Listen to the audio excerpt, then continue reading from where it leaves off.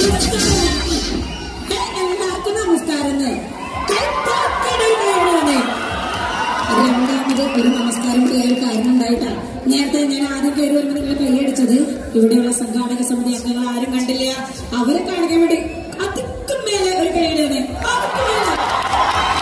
വീണ്ടും വീണ്ടും അമ്മയുടെ നടയിൽ പാടാൻ വിളിച്ചുകൊണ്ടിരിക്കുന്ന നിങ്ങൾക്ക് എല്ലാവർക്കും നന്ദി പറഞ്ഞുകൊണ്ട് പാട്ടിലേക്ക് പോകട്ടെ.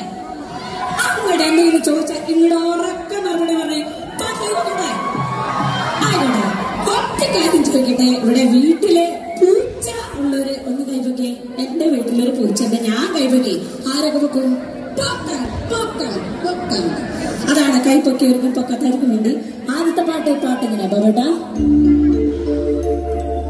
ആലത്തുരമ്മായി മത്തി മുറിക്കുമ്പോ കത്തി പിടിച്ചു വലിച്ചു പൂച്ച. ചോറ് തരാം പൂച്ചേ, കത്തി വിട് പൂച്ചേ, പൂച്ചേ. ഇഷ്ടപ്പെട്ട പാടിക്കാരൻ കേട്ടാ. ഇങ്ങോട്ടാ അട്ടിക്കൈ അട്ടിക്കൈ.